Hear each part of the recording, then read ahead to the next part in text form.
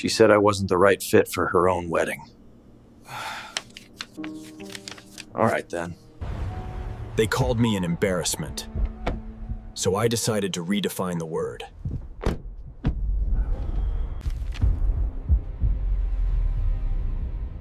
My daughter looked me in the eye and said the words I never thought I'd hear. Dad, please don't come. It's not a good fit. Not this time. She said it with a smile, like it was a polite favor, like disinviting me from her wedding was just another calendar note. She didn't say it outright, but I could feel it in her tone, in the careful way she avoided the word. Poor. I wasn't good enough for the picture she wanted to paint. That was the last real conversation we had. Before we continue, if stories like this shock you, subscribe, like, and share your thoughts below. My name is Frank Marino. I'm 58. I've lived in Columbus, Ohio my whole life. Raised my daughter just a few blocks from the Scioto Mile. Worked 31 years at the same Jeep plant. Clocked in before dawn, clocked out after dark. My boots outlasted half the machines. I wasn't flashy. I wasn't perfect. But I was there. Every school play. Every scraped knee. Every car breakdown. I put her through Ohio State without a single student loan in her name. Worked weekends. Missed holidays. Wore the same coat for 6 winters so she could have a new one each year. And now, suddenly I wasn't welcome. Not because of anything I'd done, but because I didn't fit the aesthetic of her new life. She used that word, aesthetic, as if a father was an accessory, a color swatch that didn't match the rest of her curated palette. At first, I thought I'd misheard, but she doubled down, talked about optics, about how her fiancé's family came from a different background, and how she didn't want to invite awkwardness. Awkwardness. That's what I'd become. I didn't raise my voice, didn't plead, just nodded. I remember the drive home. My old '04 Ford Ranger shuddered each time I hit a pothole. The heater only worked on the passenger side, so I sat in a chill that felt deeper than cold air. The city lights blurred through the cracked windshield as I turned onto familiar streets. My neighborhood was quiet, houses with sagging porches and yellow porch lights, the same ones I'd passed for decades. That night, I sat at the kitchen table, the one I'd repaired 3 times, once after a leg cracked, once after the veneer peeled, once when a water leak warped the wood. I ran my fingers over the scratches, each one a small history. On the wall hung a framed photo of her at age 5. She wore denim overalls I'd patched with my own hands when money was tight. Her hair was in crooked pigtails. She was laughing. Her smile back then was all teeth and trust. I stared until my eyes burned. Something inside me cracked. Not a loud break, but a quiet one, like an old beam finally giving way. But I didn't cry, didn't yell. Just sat there in the dim kitchen while the fridge hummed and the clock ticked, and I felt the weight of every overtime shift I'd ever worked. I didn't get angry. I got quiet, and I started planning. The weeks that followed passed like smoke. She sent a few texts, short, cold, polished. No warmth, no, "Dad, are you okay?" Just logistics about RSVPs, hotel blocks, and understanding if it's too much emotionally to attend. Too much emotionally. She wrote those words like she was doing me a kindness, like she hadn't already cut me out. I smiled when I read it, but it wasn't a happy smile. It was the kind of smile a man makes when he's done hoping someone will see him. Because while she was sending save the dates to influencers and booking overpriced photographers, I was calling my credit union. See, what she didn't know, what no one really knew, was that I'd been quietly paying down my second mortgage for years. Back when the plant was doing well, I refinanced during COVID when rates dropped, kept my expenses low, saved every extra shift I could take. And just a month earlier, the Jeep plant announced buyouts for older guys like me.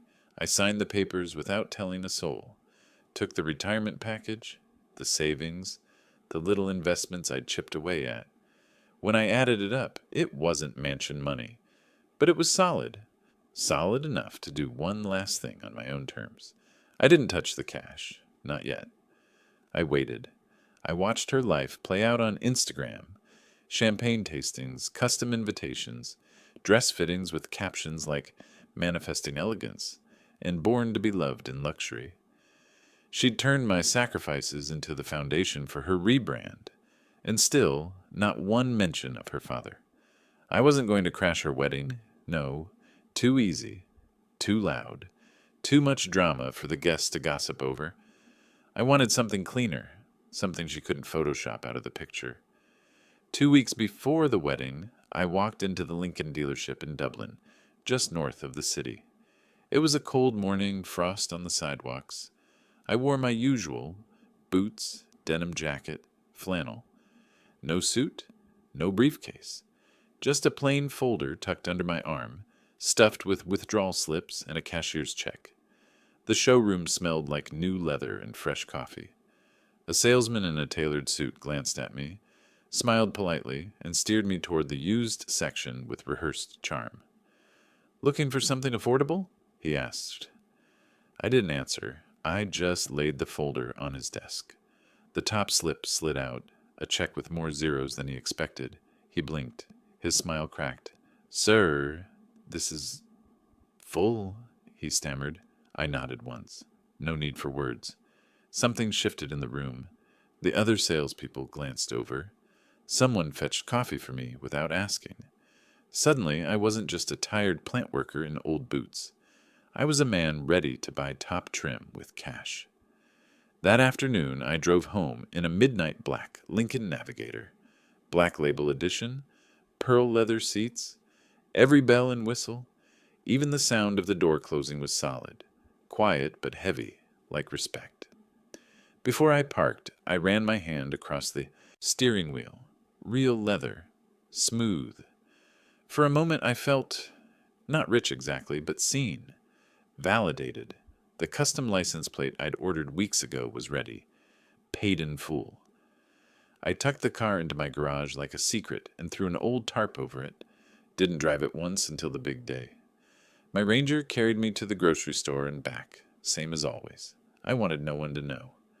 The morning of the wedding came bright and sharp. Sunlight poured across the city like gold.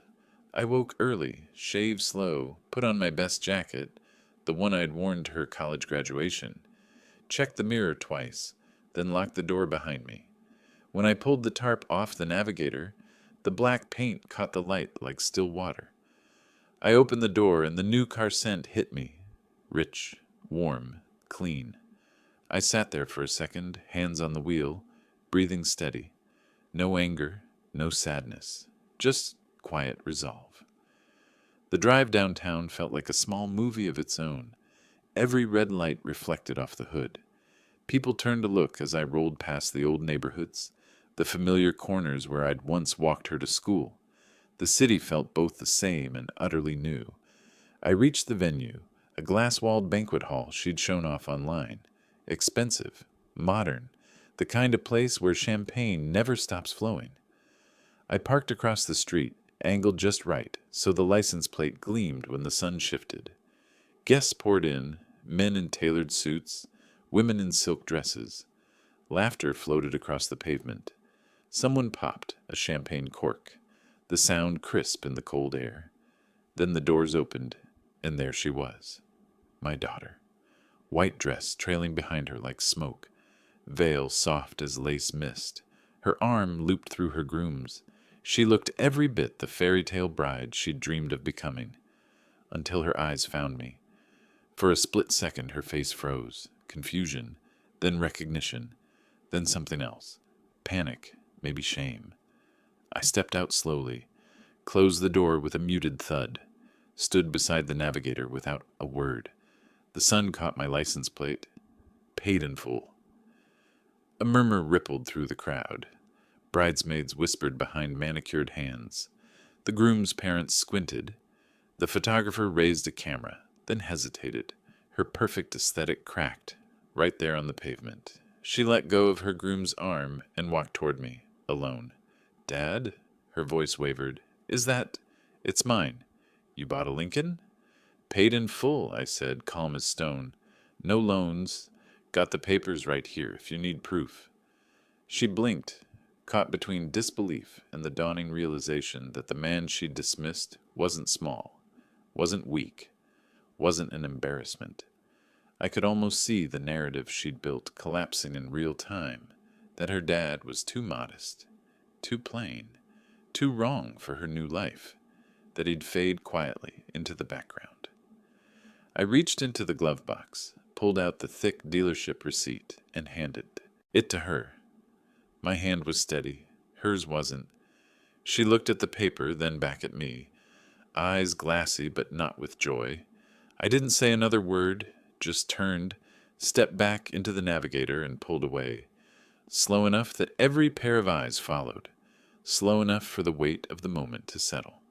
Behind me, silence, then whispers, then nothing. The day after I drove away from her wedding, I sat alone at the kitchen table again. Same chair, same spot. But something had shifted. Not outside, not even in her, inside me. I wasn't angry anymore. I wasn't broken. I was awake.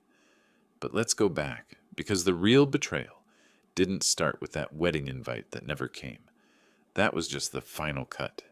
The bleeding started long before. Months earlier, when she got engaged, I'd been the first person she called. Her voice trembled with a mixture of shock and joy. "Dad!" I said yes, she squealed through the phone. I remember how the wrench I was holding almost slipped from my hand and clanged against the concrete floor of the garage. My face broke into the widest grin I'd worn in years. I felt like my chest might burst with pride. "Sweetheart," I said, laughing. That's amazing." She giggled, breathless. "I know, I can't believe it either." I told her I was proud, told her she deserved happiness. I even said, without hesitation, that I'd help pay for the reception. I wasn't rolling in money, but I could chip in $5,000, maybe more if I rearranged some things. I wanted her day to shine. There was a pause. Barely a second, but long enough for me to hear the weight in it. Long enough to feel the subtle shift, the sound of someone calculating behind a polite smile. Then she said, "Oh, Dad, that's really sweet. We'll see." That "we'll see" stung more than it should have. But I pushed it away, told myself I was imagining things, that maybe she was just overwhelmed, that planning a wedding was stressful. I didn't want to believe my little girl could be measuring my worth. At first, the distance came disguised as practicality. I wasn't asked to walk her down the aisle, wasn't invited to the tasting. When I asked about her dress, I expected excitement, details, maybe a photo of fabric or lace. Instead, she said, "Oh, it's kind of a surprise thing with Mom and his family. They're all really into fashion." Into fashion? The way she said it was casual, almost flippant. But it told me everything. My opinion wasn't a factor. My presence didn't belong in the picture they were curating. I started noticing changes when she was with her fiancé's people. Words polished, accents softened, her warm Ohio edges sanded down into something sleeker. She laughed at jokes she never would have found funny before. Jokes about blue-collar quirks, about Midwestern dads with their trucks. I'd hear her voice dip into this polite, airy tone that didn't belong to the kid who once wore overalls with mismatched socks. One afternoon, she stopped by with him. I'd swept the porch, brewed a fresh pot of sweet tea, the kind she grew up drinking on sticky summer evenings. They walked in hand, his loafers spotless, his shirt crisp and expensive-looking. I offered sweet tea. He smiled politely. "Oh, thanks, but do you have kombucha?" Kombucha? I didn't even know how to pronounce it. I laughed awkwardly, tried to play it off. "Can't say I keep that around." She gave me a look. That half-laugh, half-apology expression people give when they're embarrassed by someone. A quick, silent message. "Sorry, Dad. You're not this." That look stayed with me longer than anything said that day. After they left, I stood at the window and watched their white BMW roll down the gravel driveway. Dust kicked up and curled into the cold air. She didn't wave. She was scrolling on her phone, already somewhere else in her mind. A few days later, Instagram told me more than she did. A post of her fiancé's family gathered around a glass table, sipping wine under warm lighting. Everyone polished, smiling like a magazine ad. The caption read, "Grateful for family who understands elegance, grace, and growth." Family. Not a single word about me, not a tag, not a mention, just invisible. That same afternoon, my inbox pinged. It was from her. A spreadsheet, guest count, venue layout, color-coded seating chart. I scrolled through every column, every tiny colored box. My name wasn't there. Not in blue, not in red, not anywhere. For a second I thought maybe it was an oversight. Maybe there was another sheet. I called. No answer. So I left a message, trying to sound casual. "Hey kiddo, just checking if this is the right version. Looks like I'm not seeing my name. Maybe there's another tab." Nothing. The next day, a text. Short. Detached. "Hey Dad, things are kind of complicated right now. I'll explain soon." She never did. That's when I started checking my bank accounts.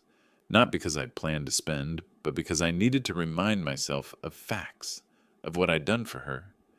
3 years back, she'd asked me to co-sign a lease during grad school. Said she just needed a little help to get started. Promised she'd handle the payments. And she did, for a while. Then the letters came. Overdraft notices. Tiny ones first, then larger. Late payment alerts. Calls from collections. Calls to me, not her. When I finally got through to her, I asked why she hadn't said anything. "It just slipped my mind," she said. Slipped. Thousands of dollars. And it just slipped. I didn't yell, didn't scold. I simply paid it. Again.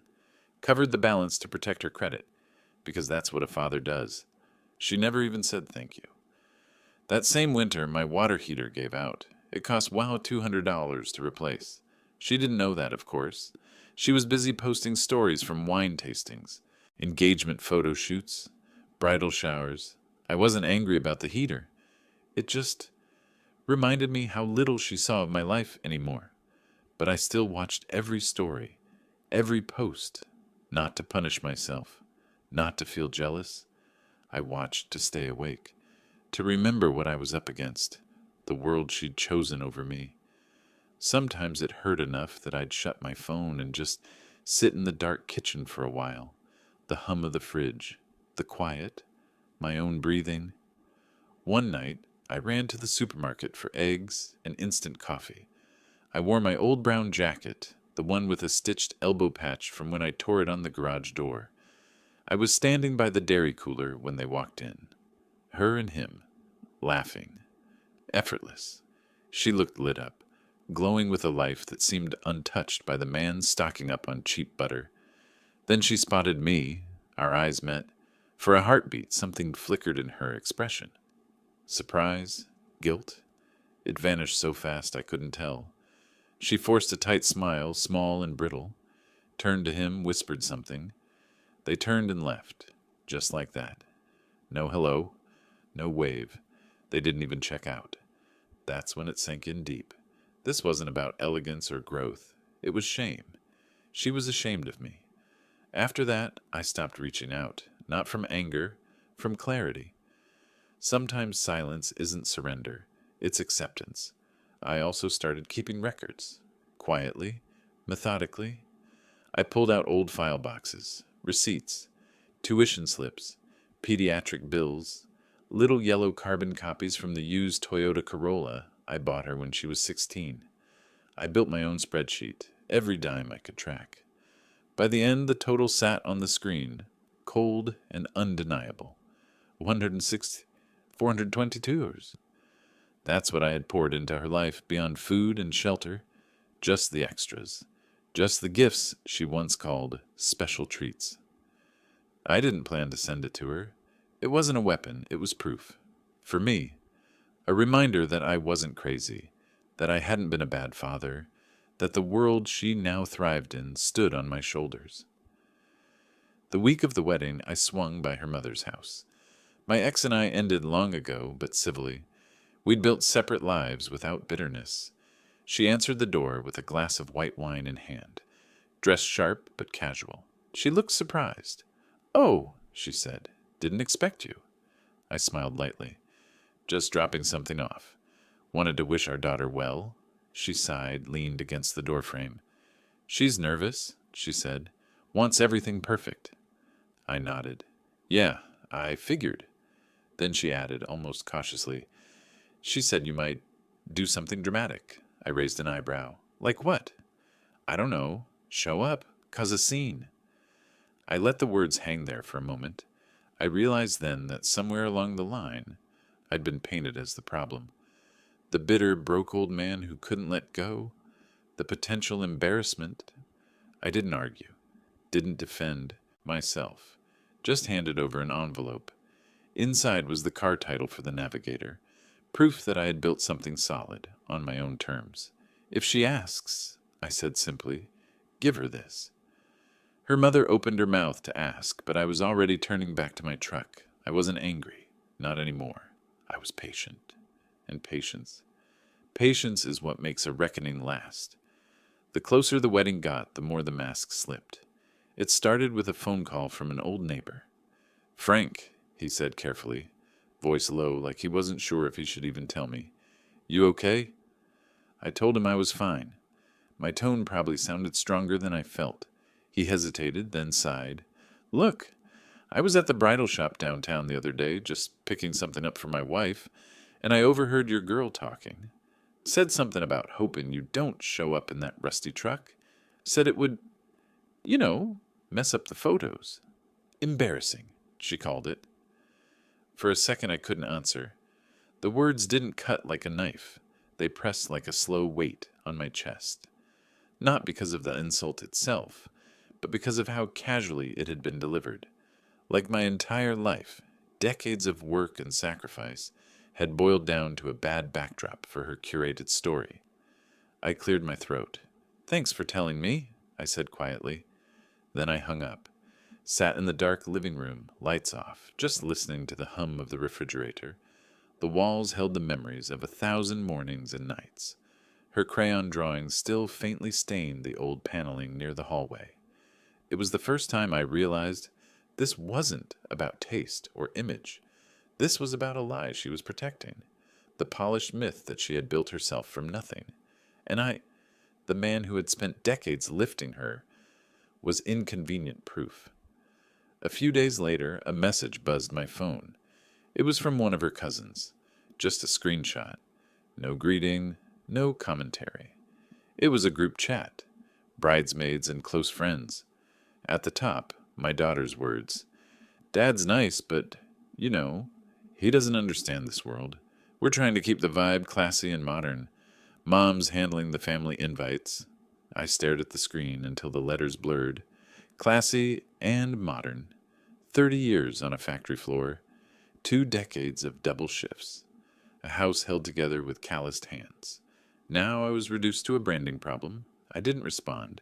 Didn't thank the cousin or ask for details. I just saved the screenshot. Tucked it into a folder on my laptop, labeled Receipts. That folder became my quiet weapon. A record not for revenge, but to keep me steady when doubt crept in. Night was the hardest. Driving home after overtime, headlights bouncing off empty Ohio fields. That's when the old memories slipped in like ghosts. I'd think about the time she was 12 and fell from the oak tree in our yard. Broke her wrist. There'd been so much blood from a cut on her arm that my shirt soaked through while I carried her into the ER. Insurance barely touched the bill. I worked 4 extra weekends to cover what was left. Or the winter in her freshman year of college. The night she called sobbing because her Corolla had died in a snowy parking lot. I drove 3 hours through sleet, bare hands on a frozen wrench as I swapped her battery. Then I drove back through the night so I could punch the time clock at 5 a.m. She used to wrap her arms around me after those rescues. "You're my hero, Dad," she'd whisper. Now I was a liability. The humiliation didn't come in big scenes. It was small, sharp, and quiet. One afternoon at the grocery store, I ran into her old English teacher. The woman smiled wide. "Frank, you must be excited about the wedding. I felt my throat tighten. I'm not invited, I said carefully. Her face changed in an instant. Pity, disbelief, awkwardness, all tangled together. She reached out as if to touch my arm, then stopped. I mumbled something about needing milk and walked away, leaving a half-full cart behind. Another day at the hardware store, a kid who'd gone to school with her rang me up. He asked if I'd be walking her down the aisle. I forced a smile. No, I said softly. She wants something different. The kid's smile faltered. He handed me my change like it was fragile. I drove home in silence both times. That silence hardened, became a forge. Life has a strange way of turning once you stop expecting anything. Late spring, an envelope from the bank arrived. I almost tossed it with the junk mail. Good thing I didn't. It was about the small rental property I co-owned with my brother, a tired brick duplex we'd scraped together enough to buy years ago. The city wanted the land for redevelopment. They were buying us out. The payout was more than I'd ever dreamed it would be, enough to shift my position overnight. I called my brother. He was giddy, already planning a Florida trip with his cut. "What about you, Frank?" he asked. "Finally gonna treat yourself?" "Yeah," I said, staring at the letter. Something like that. That night, I opened the Lincoln website, started building a dream I'd never let myself have. Black label navigator, massaging seats, panoramic roof, full tech package, midnight paint that looked like deep water at night. Every click felt like reclaiming a piece of myself, not to flaunt, not to prove something to her, just to stop letting anyone write me small. At first, I didn't plan to show up at all. I thought I'd buy it, know I could, and hold my dignity quietly while she had her curated life. But then came the rehearsal dinner. I wasn't invited, of course, but friends talk, and social media leaks everything. A buddy texted me a video that was already bouncing around Instagram stories. Her fiancé stood, glass raised high, voice booming.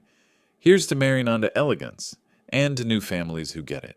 Someone off camera joked, "No rusty trucks allowed." Laughter erupted, not polite chuckles. Big, rolling, careless laughter. And there she was, my daughter, laughing too. Full-throated, free, not a trace of discomfort. I watched the clip again, and again. My hands trembled on the phone. That night, I made my decision. I wasn't going to crash the wedding screaming. I wasn't going to cry or plead. I was going to arrive in silence and let the truth arrive with me. The next days felt like a quiet mission. I detailed the navigator until the black paint gleamed like obsidian, conditioned the leather until the cabin smelled like promise, checked every mirror, every panel. I printed the bill of sale and title, added them to a crisp folder along with the receipts of my life, tuition payments, lease cosigns, loan payoffs, not to hand over, just to know, deep in my bones, that I was not small. I bought a new suit, not flashy. Dark gray, clean lines, enough to feel like I belonged anywhere. The night before, I ironed my shirt until the creases looked sharp enough to cut glass, and I made myself a promise. No yelling, no tears, just presence. The venue was every bit as polished as Instagram promised. Glass walls catching the late morning sun, white roses in perfect rows, valet drivers in black vests whisking away imported cars. I didn't hand over my keys. I parked myself, front and center. For the first time in decades, I felt like I was arriving, not sneaking in through a service door. Guests began streaming in. Music floated from hidden speakers. I stayed in the driver's seat, engine low, observing. Some glanced at the navigator, at me. A few nodded with quiet respect. Others squinted, trying to place the man stepping out of such a machine. Then came the bridal party. I could feel the air change before I even saw her. Gasps, whispers, a ripple. The groom's father nudged someone, pointed toward my car, and then she appeared, my daughter, radiant, luminous in a way that only brides can be. But when her eyes found me, something cracked. She froze mid-step, veil quivering. I didn't move, didn't wave, didn't smile. I simply stood there, one hand resting on the polished hood. Sunlight glinted across the chrome emblem. The license plate caught the crowd's eye. Paid in full. The whispers hushed into silence. She stepped toward me slowly, almost against her will. Veil trembled in the breeze. "Dad," she whispered, voice barely there. "You came." "I came," I said evenly. "I always come." Her groom glanced between us, confused, trying to decode the moment. His parents stiffened, Wealth doing math. Someone murmured behind me, "Is that his?" She swallowed. "Did you—" "Bought it last week," I said. "Cash." Her eyes darted to the car, then to the gathered crowd. I saw 1,000 unspoken stories collapse at once, the careful narrative that I was small, unworthy, irrelevant. I didn't open the folder, didn't need to. The truth was standing there, steel and silence. Everything she'd hidden, every way she'd tried to shrink me, had just been shattered under the morning sun. I didn't stay long, didn't need to. I gave her one last look, steady, not cruel. Then I slid into the Navigator. The cabin embraced me in quiet luxury. The engine purred. In the rear view, I saw her step back toward the perfect facade, cheeks flushed with something between shock and shame. And I drove away, slow, certain. Every eye followed until I turned the corner and disappeared. I didn't hear from her for 3 full days after the wedding. No call, no text. But I knew she'd seen me. And I knew, deep in her heart, she understood exactly what I'd done. She'd spent months curating a life that erased me. And in one silent moment, I made myself unforgettable. But I wasn't finished. See, the wedding was just the beginning. The public facade was one thing. But the real damage? That would unfold slowly, one crack at a time. The first call came from her fiancé's mother. I didn't even know she had my number. The phone rang mid-morning. I was sitting at the kitchen table with a mug of black coffee. The Navigator parked outside like a secret weapon idling in the sun. "Frank?" she said, her voice high and brittle. "This is Lorraine, Thomas's mom." I stayed quiet for a second, long enough for the pause to feel heavy. "Yes," I finally said. She cleared her throat. We didn't realize. We assumed." "You assumed I was poor," I said flatly. No, not at all. We thought you were a little more humble." I almost laughed. The sound came out like a short exhale through my nose. "I am humble," I said, "but I'm not invisible." There was a long pause. I could hear her swallow. Then she said softly, almost forced, "It was a beautiful car." I didn't respond. I let the silence stay. She mumbled something about impressions and perceptions, her voice shrinking with every word. Then she hung up. I sat back in my chair, staring out the window at slow-moving clouds over the Scioto Mile. The same view I'd stared at for years, but it felt different now, like the air itself finally remembered me. The next call came from my daughter. 2 days later, no small talk, no apology. Just, "I saw you." "I know," I replied. "You looked different." "I am." Silence stretched across the line, long enough that I could hear her breathing, uneven, unsure. Then she said, "People are talking." I waited. "Thomas's family is asking questions," she continued quietly. They assumed you weren't in the picture because you weren't." "I was always in the picture," I said. "You just cropped me out." I heard her breath hitch, a tiny sound, almost like she'd been punched in the stomach. "Then why'd you do it?" The question hung there, like smoke in a cold room.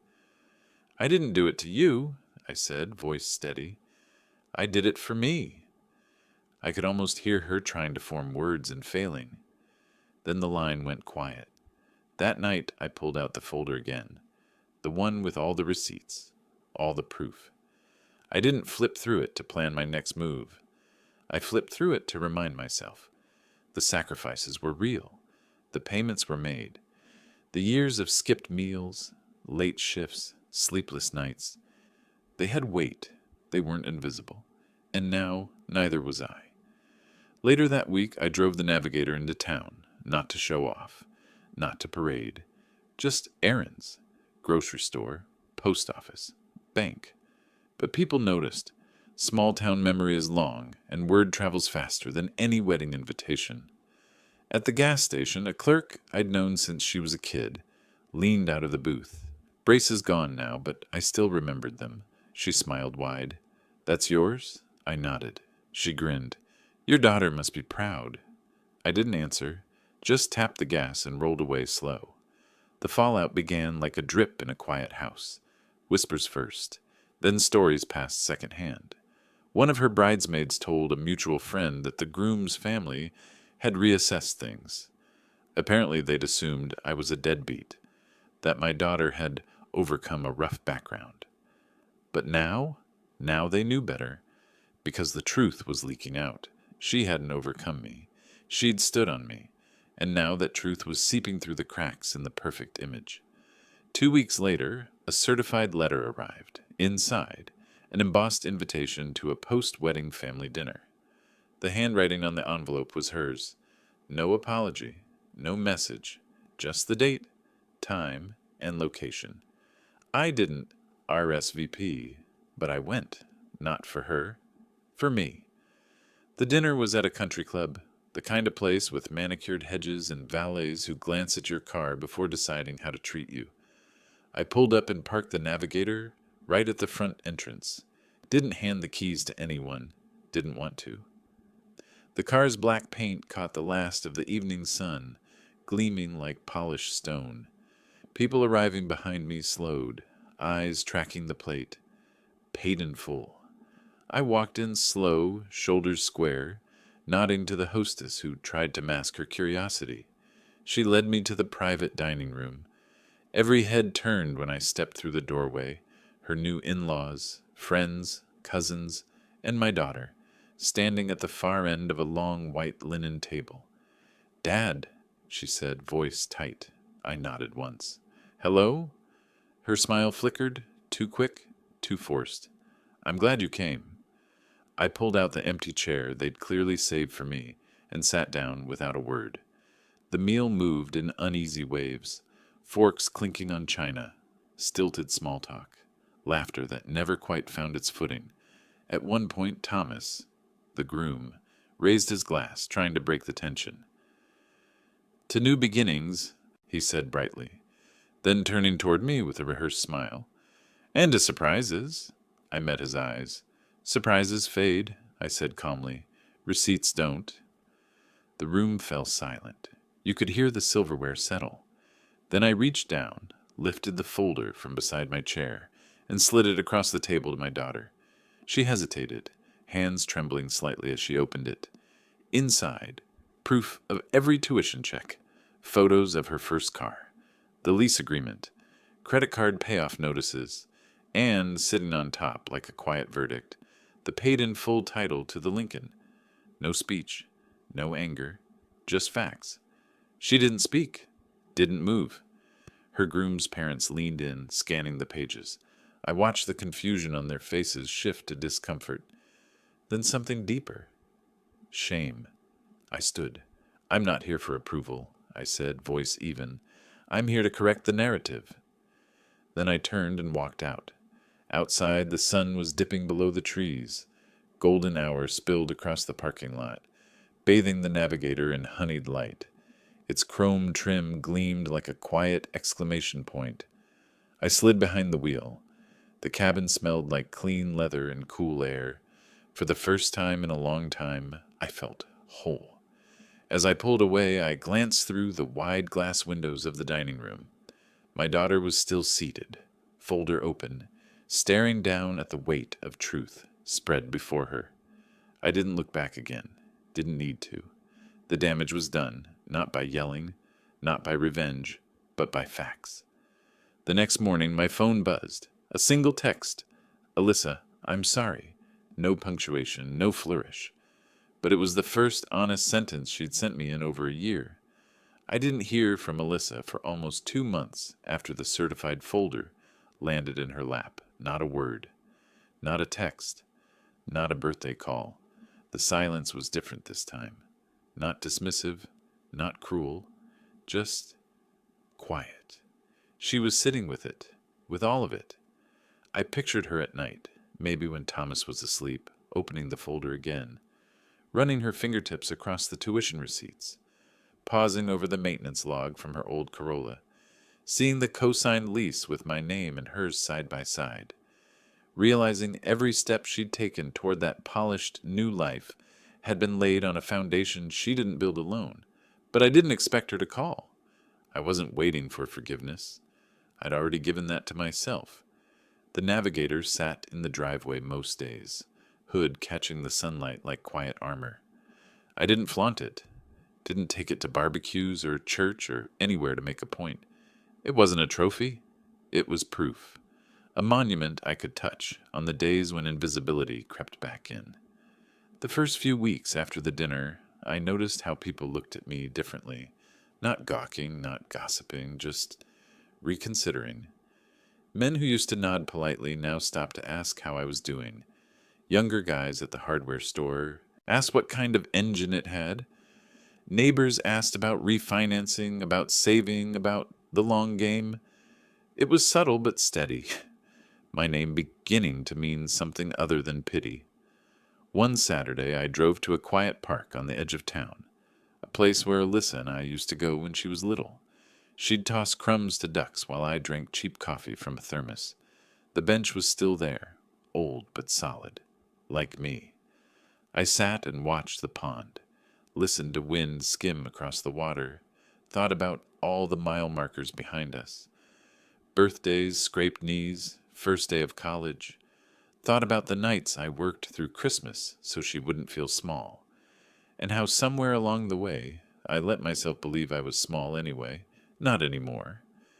It was a Thursday morning when the knock came. Soft, hesitant, enough to pull me from the newspaper. I opened the door. She was standing there, hair pulled back, no makeup, a canvas tote hanging from one shoulder, eyes rimmed red, not fresh tears, but the kind that come after weeks of holding them back.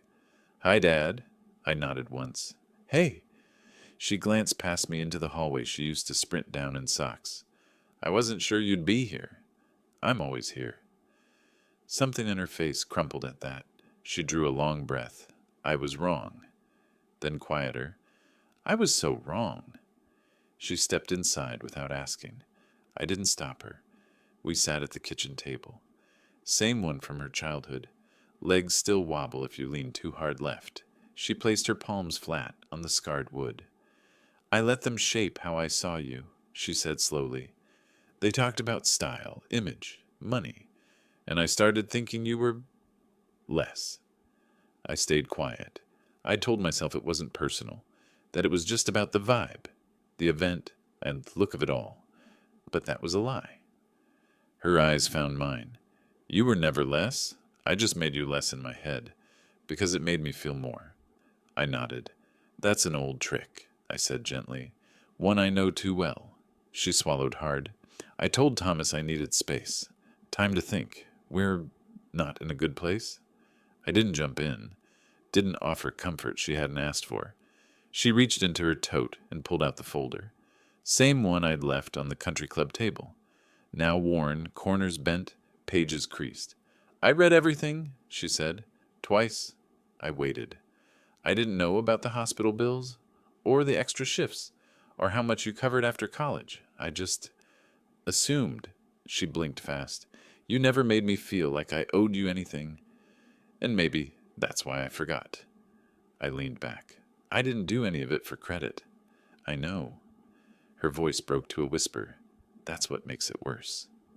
Silence sat between us like a third chair. After a while, she asked, soft, "Can I ask you something?" I nodded. "Why the car?" I almost smiled. "Because it speaks a language. You'd been taught to understand." Her brows knit. "What do you mean?" I gestured toward the folder. "All that. Tuition checks, utility bills, sacrifices. Those didn't count in your world anymore, right? But a new luxury car, that stopped you." Her eyes filled. "I hate that that's true." "I don't," I said. I just used it to buy my seat back at the table. She shook her head. You never lost your seat. I did, I said softly. You just didn't notice the empty chair. Her face crumpled, but she held the tears back. We sat with the truth. No melodrama, just the quiet gravity of years. Eventually she stood. I should go. I walked her to the door. She turned on the porch, gripping the tote strap. I want to fix this. Start by telling the truth, I said. To yourself. And to the people who think you grew without roots. She nodded. Then almost shyly. The Navigator, it's beautiful. I chuckled. It's just a car. No, she said softly. It's a message. She stepped down the stairs, then paused and looked back. Thank you. For everything. Even now. And then she walked to her modest silver sedan and drove off. A few days later, I took the Navigator out on an aimless drive. No destination, just road and engine and sky. The sun dropped low, gilding the fields outside Columbus. Barns and silos rolled by like old friends. The leather seat cradled me in quiet power. I thought about her, about the roads we'd both chosen, messy, full of wrong turns, about how love can survive even when respect goes missing. I didn't know what the future would look like for us. Didn't know if we'd ever be what we were. But I knew one thing with bone-deep certainty. She sees me now, and that is enough. If this story struck a chord, hit like, subscribe, and tell me what you think in the comments.